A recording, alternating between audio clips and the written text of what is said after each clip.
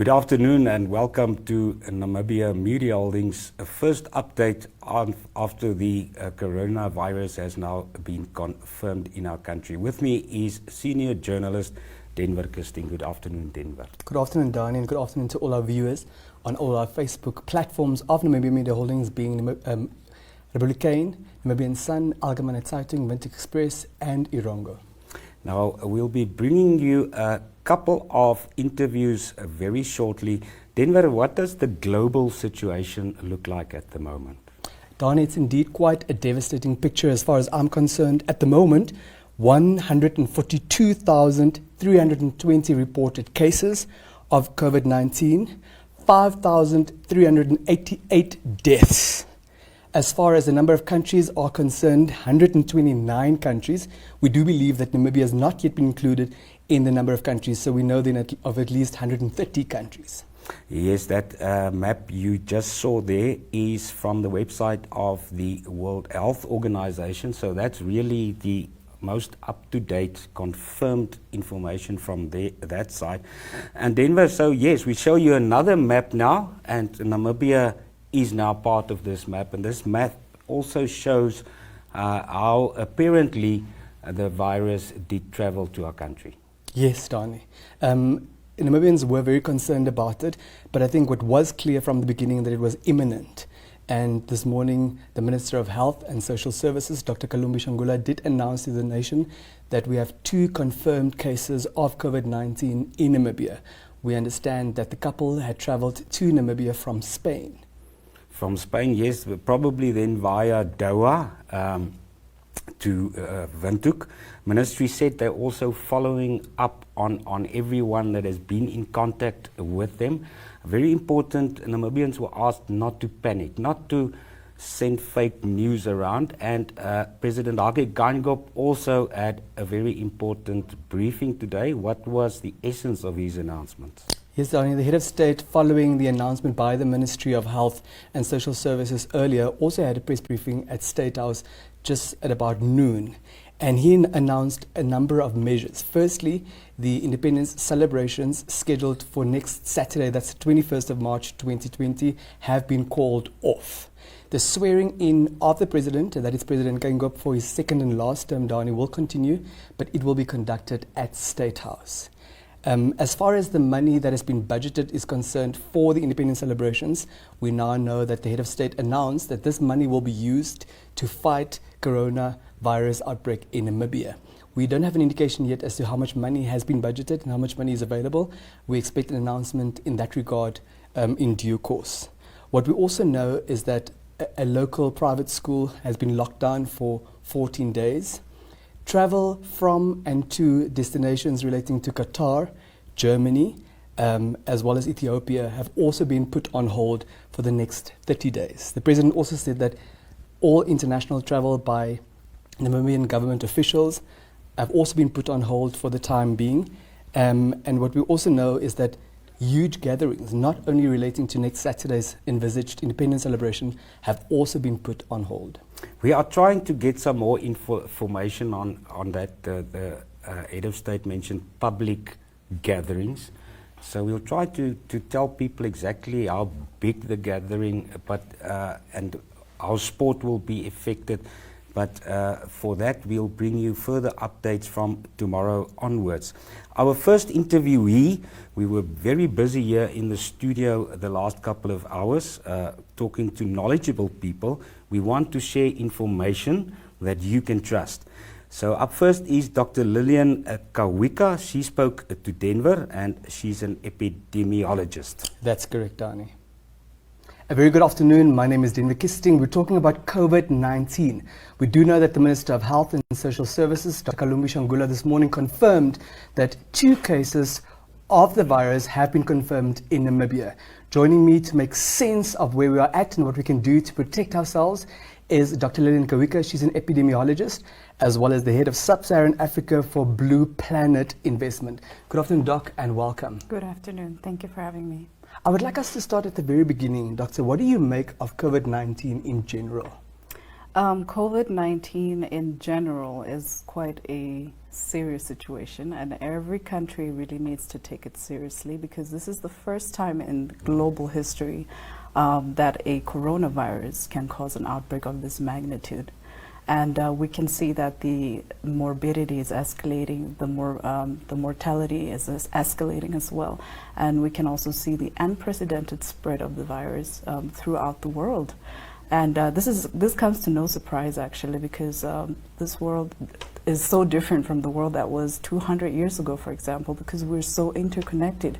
Look at all the travel networks, not just by air, but also by sea and by road. You know, today I'm sitting here, tomorrow I could be in the US, you know. That's how interlinked we are. So it's not of a surprise that the virus has spread to the extent it has globally. Very well. What also doesn't come as a surprise to many people is the fact that 2 confirmed cases of coronavirus have been reported in Namibia. Right. What do you make of that development? Also not a surprise. It was inevitable. Sooner or later it was going to hit us as well, because it has been reported in a number of African countries as well. And it's just that we need to really have our frontline soldiers ready. We need to prepare. Well, we should have been prepared when we first heard that coronavirus was declared a public health emergency of international concern by the WHO.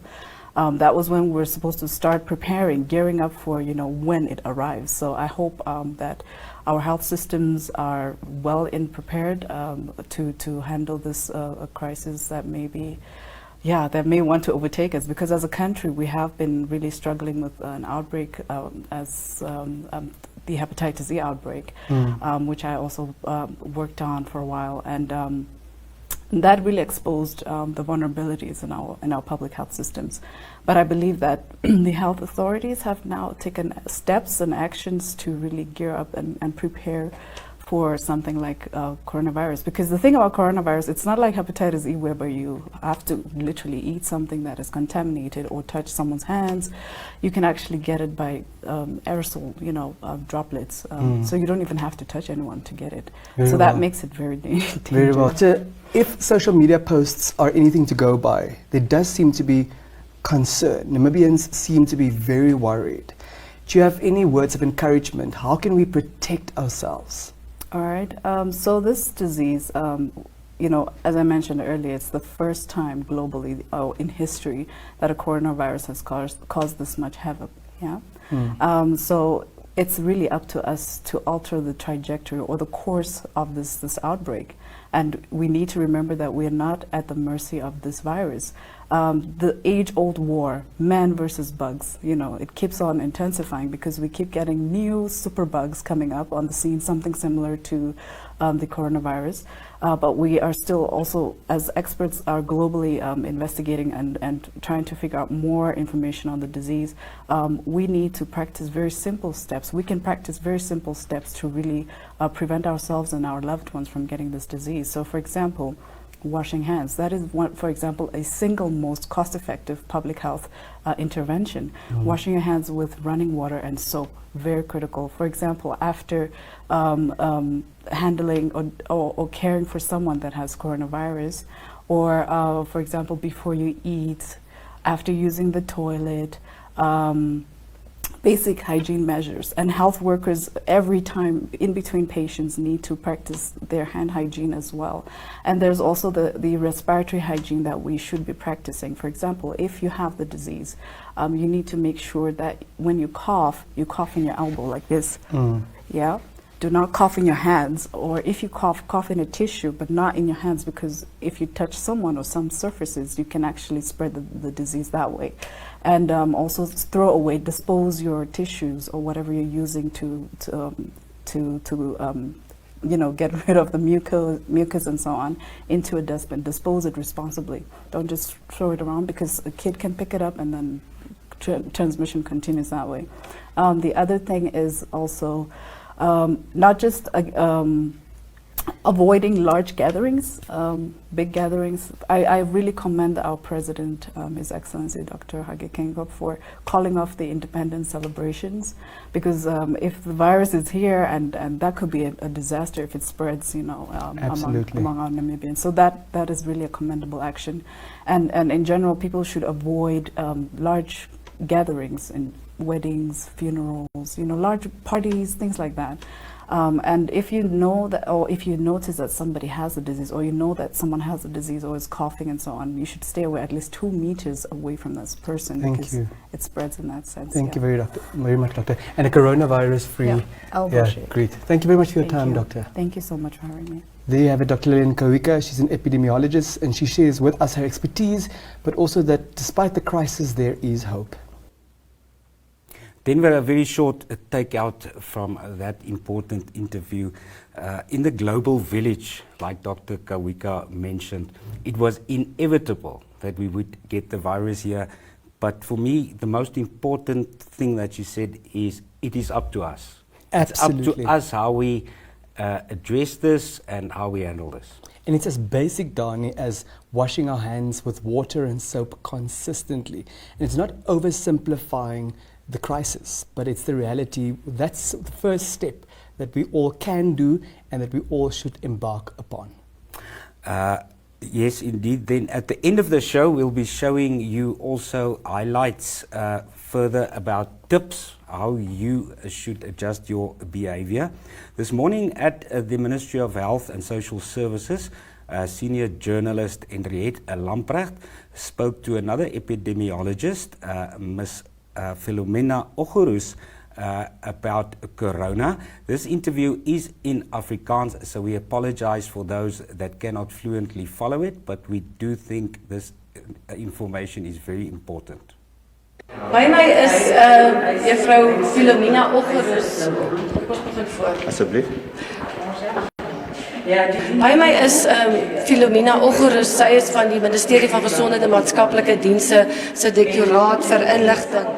Philomena, verduidelik gou asseblief vir ons lesers en ons kykers presies wat gebeur met 'n toerist as jy op die lughawe van die vliegtuig afstap. Wat gebeur en wat is in plek om te keer dat COVID inkom of dat COVID identifiseer word? Baie dankie Henriette vir daardie vraag.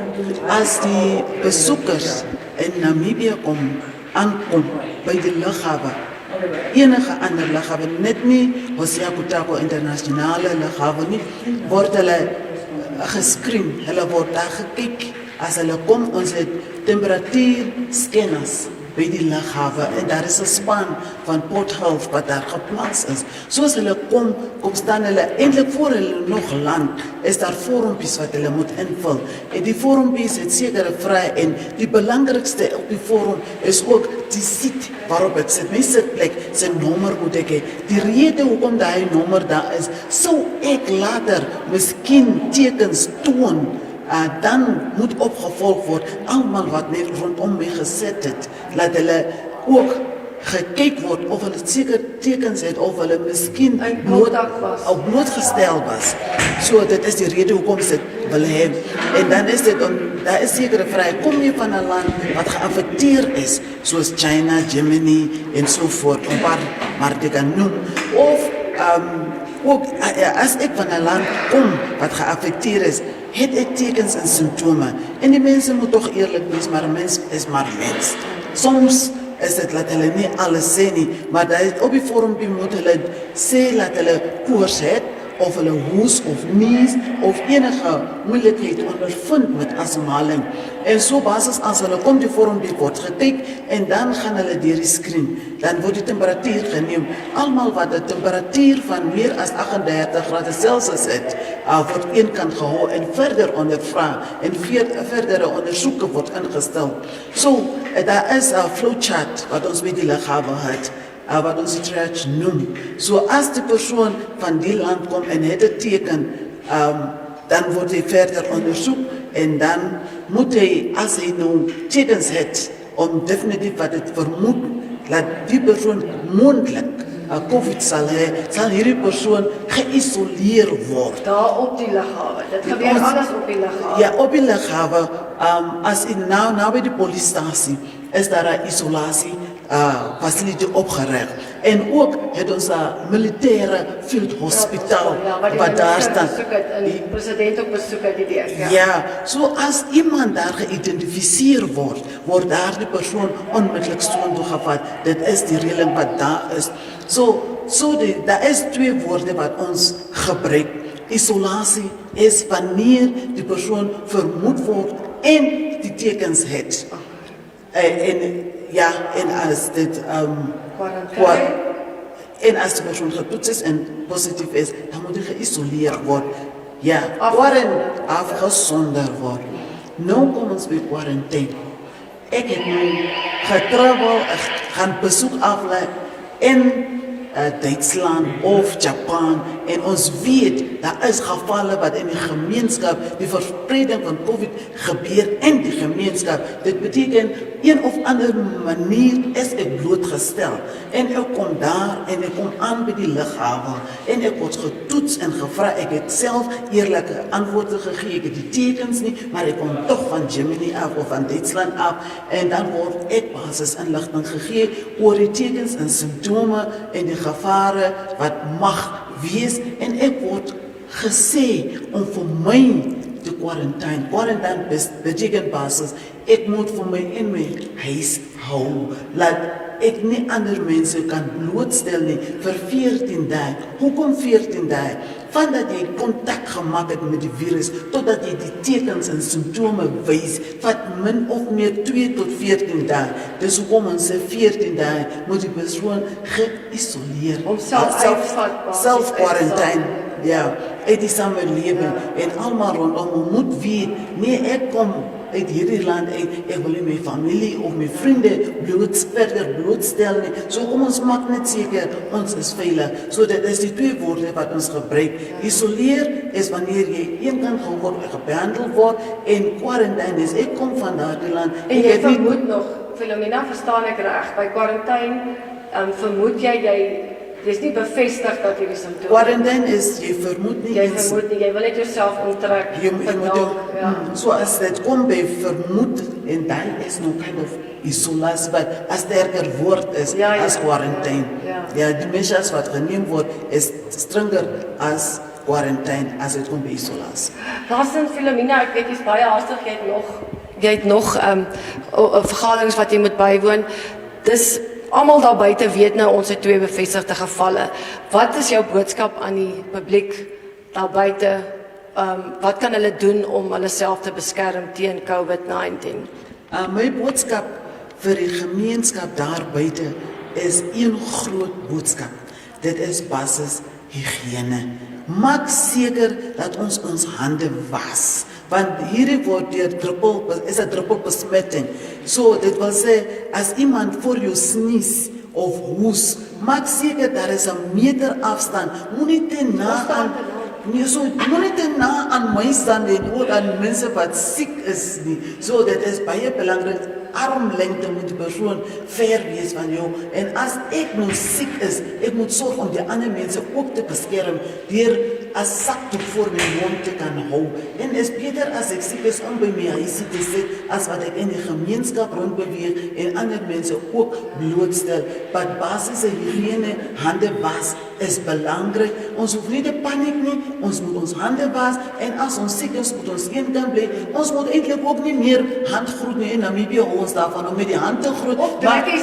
Nee, ons moet nog van daai nou afstand doen. Laat ons maar met die voete kan, soos die sokkerman nie, moet ons die voete bietjie kan skop of met die elleboog, dan kan ons miskien mekaar groet. Dis hoe ons moet hierdie geval, maar die belangrikste is higiëne en higiëne en higiëne. Was jou hande, was jou hande, was jou hande. En moenie by 'n klomp plekke by mekaar kom wat 'n klomp mense is, wat jy te na aan 'n ander persoon moet wees. Vir my sulke plekke, dis wat ek sal gee. En ons hoef nie te paniek nie. Yes, ons het 2 positiewe gevalle. Ja, en nou moet ons nog meer versigtig wees. Baie versigtig. Baie dankie, Philomena. Baie dankie. Then we're to summarize shortly in English. Ms. Oguru spoke about the screening measurements in place at all airports and the questionnaires that travelers have to fill in. She also emphasized that it's important for people to be truthful. The indications are also, and I think when one looks at the situation internationally, measuring temperature asking people to fill out questionnaires is not foolproof. That is why the virus is spreading. And she also spoke about the difference between isolation, when people are isolated by the authorities actually, and quarantine, which is something which you can decide on yourself because you might feel that you have these symptoms. I think very important in a Republican newspaper, our message the past week was that we shouldn't panic. And pandemic, the P in that shouldn't be for panic, but it's very important to take care and be careful. No, absolutely, Dani, and I can understand that people are concerned about their own health, but also that of their loved ones. And we live in an era where social media dominates the entire space. So the panic that does exist within certain sectors of society spreads so much faster. And not everyone's official job is to be a journalist. In other words, to make sure whatever information you receive, to verify that before you share it with an audience. I think that also necessitated today's broadcast, to make sure we engage those people in the know about exactly what it amounts to, but more importantly, what preventative measures we can take to make sure that we remain calm, but at the same time, that we do take proper care of ourselves, because we want to validate people about how they feel. But we need to be mindful of the way we engage one another amidst this crisis. Henriette Lamprecht is a Republican newspaper's journalist focusing on medical issues and health. And she also spoke to Dr. Willie Brewer. He's a pulmonologist and a member of the Medical Association of Namibia. Let's take a look. With me in the studio is Dr. Willie Brewer, a pulmonologist, if I pronounce it correctly. Yes. Dr. Willie, COVID-19 is in Namibia. What do we need to do now?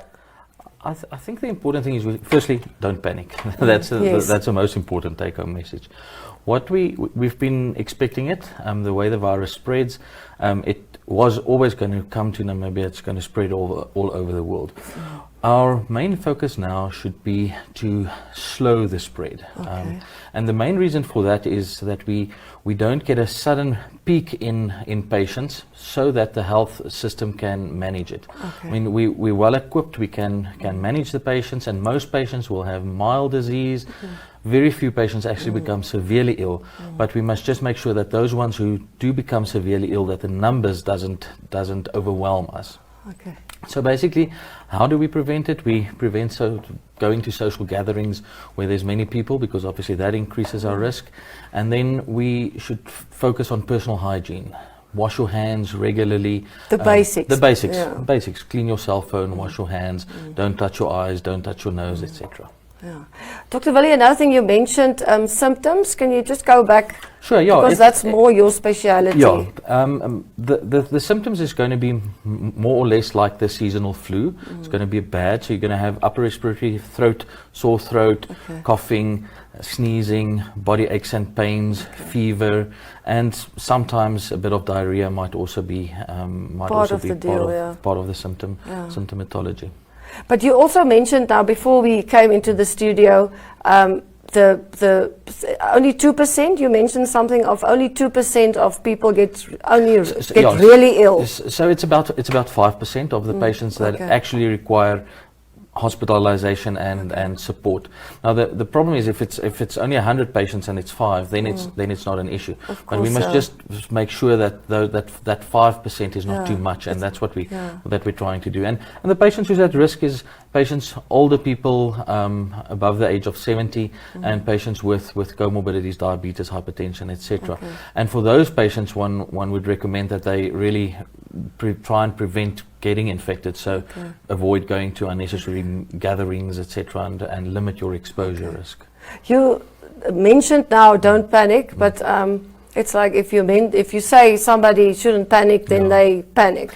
Yeah, so what we've seen in other countries, and that's a concern, is people do panic buying. They buy the masks and the hand sanitizers. And then what ultimately happens is, when we actually need them, we don't have. So the hospitals will potentially run out of stock. And then the other aspect is, mask, for instance, won't help you. It won't, It doesn't protect you.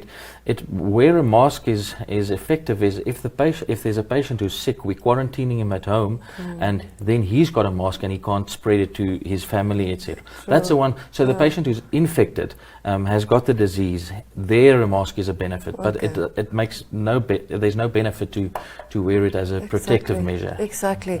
If somebody that's a reader or a listener or they are now experiencing symptoms like fever or cough or one of that, what would you suggest we do? Do we now go to a doctor?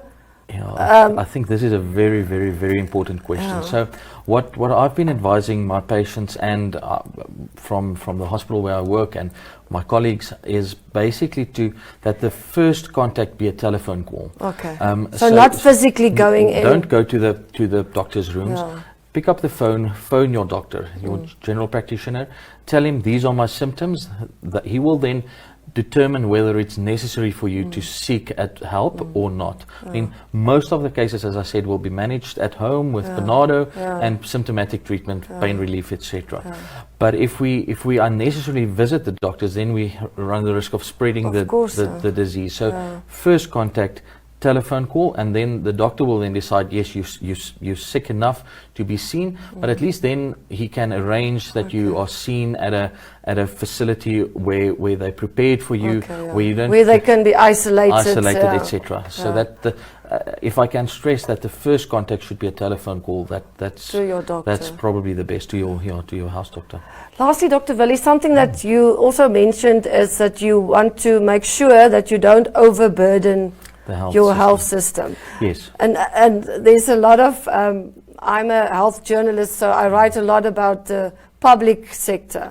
So I think that's where a lot of panic also comes in. You feel we are able to... Yeah, if we can slow the spread of the disease, over a period of time, then the health system will be able to cope.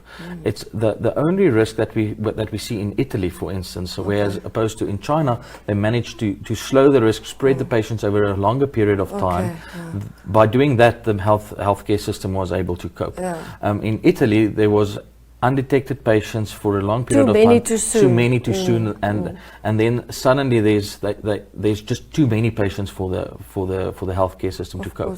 So what we really want to try and do is to spread the time longer, as opposed to seeing X amount of patients in say 3 weeks. We would rather prefer to see them over a 4-month period. Then we're definitely not going to run into and the private sector health system.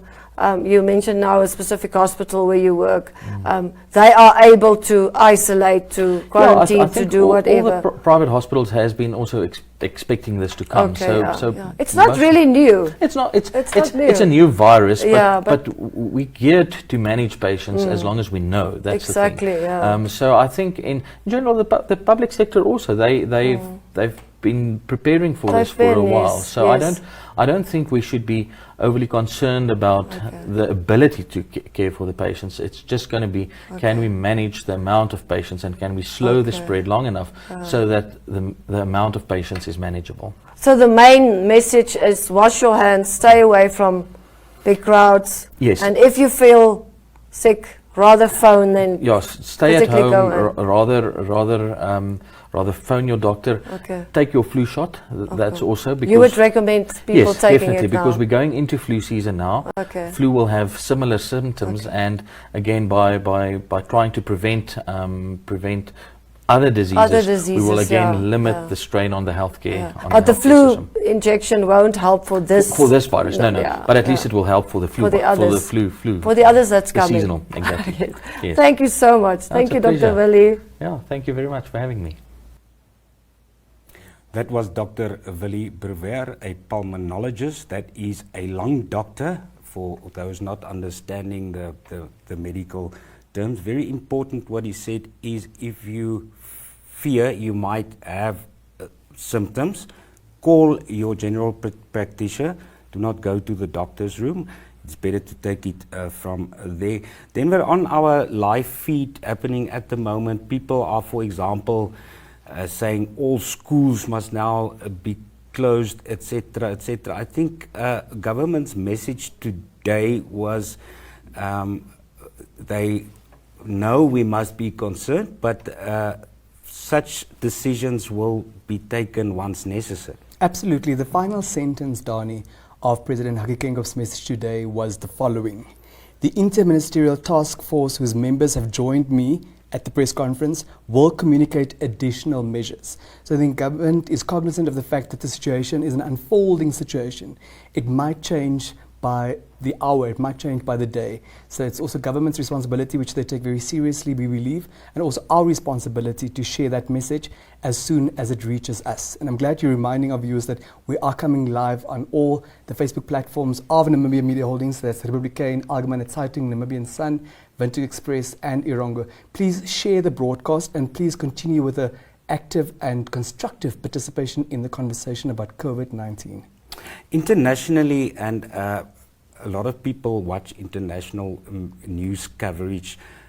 For example, this morning on Sky News, they had the statement that the UK is basically shut down, and the journalist emphasized that's not really the case. He hasn't got a problem with journalists going and looking for photographs that shows empty shelves in shops or places, public places where there are very few people compared to normally. But life still goes on as well. Internationally, we've seen also that places are identified very quickly by the media. We know at our media house where the guest house is in Windhoek, where these two cases have been now quarantined. We show you an image of it. We also chose this image because it doesn't show a lot. So our standpoint at the moment is not to identify places, because it might have happened any place. It's already public knowledge that Windhoek Gymnasium did close their school temporarily because actually of a connection to this establishment.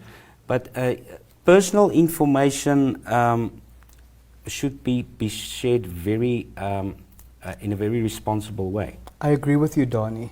We do know that the privacy of the patients, the entities involved, we need to respect them, and we need to allow the authorities to do what they need to do. And we need to protect ourselves and our loved ones. That should be our focus. So we should also not shame anybody involved. We should not shame, hospitality institutions.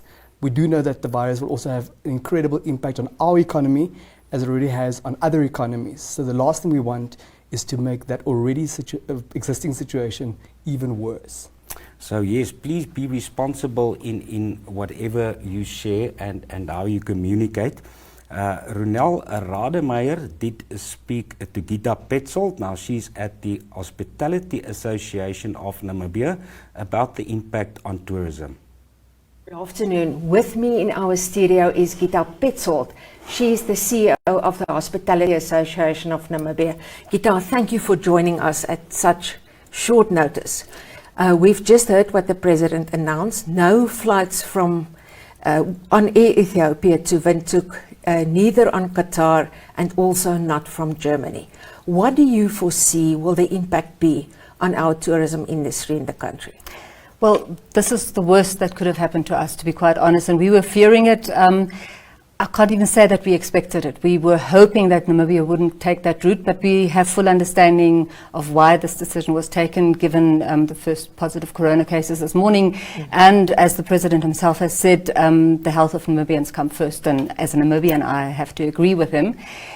But it is catastrophic for tourism, I must admit, because Qatar, Ethiopia, and our transport from Germany, and that includes 3 airlines. It's our own national airline, but it's also Eurowings and Condor.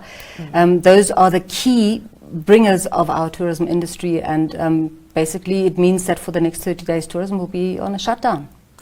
What is your message at this stage to people in the hospitality industry? We've had a lot of discussions and we are in constant communication with emails and WhatsApp group, etc. The most important thing that we now need to do is not to panic. We have had already communication with government and through our ministry, but even Bank of Namibia. We are talking to banks. Tourism would need some kind of assistance from the authorities now, not financial assistance because we know nobody runs around with big pockets of money. But things like tax incentives, tax breaks, tax holidays, maybe a reduction on interest fees on bank loans, for instance, because our companies are sitting, and not only the small ones, the big ones are also sitting on a cash flow problem because for the foreseeable future, obviously they won't have any income.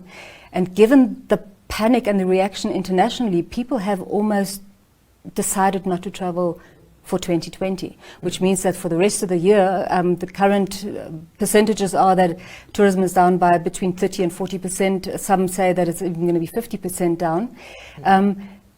But this will wave over like all the other pandemics have done. So maybe come end of April, we will see everybody has calmed down and everything is back to normal. So we shouldn't do the crazy thing of selling ourselves out and saying you can come to Namibia for almost next to nothing, just come. Just keep level-headed, but we do need to stand together, tour operators, the suppliers of infrastructure such as the hotels, lodges, etc., but also our leaders, our government. We need to see how we can get through this financial mess.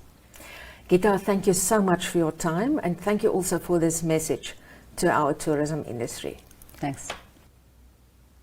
Denver, yes, things look bleak, but it's important also to be positive. Also, there are, of course, many Namibians living abroad in other countries or in other countries in the region, and some of them have been sharing their experiences with us. Indeed, Dani. Willem Ifindaka is a Namibian lawyer who's based in Italy at the moment, and we do know that Italy is quite badly affected as far as European countries are concerned. Willem is busy with a master's degree in law, and he sent us a voice note via WhatsApp earlier to share his experience on COVID-19. Let's listen. Good afternoon. I'm Willem Hifindaka, a Namibian student speaking to you from Turin, Italy. I've come here to study, and I arrived 1 week before the outbreak of the coronavirus. The situation in Turin at the moment is calm.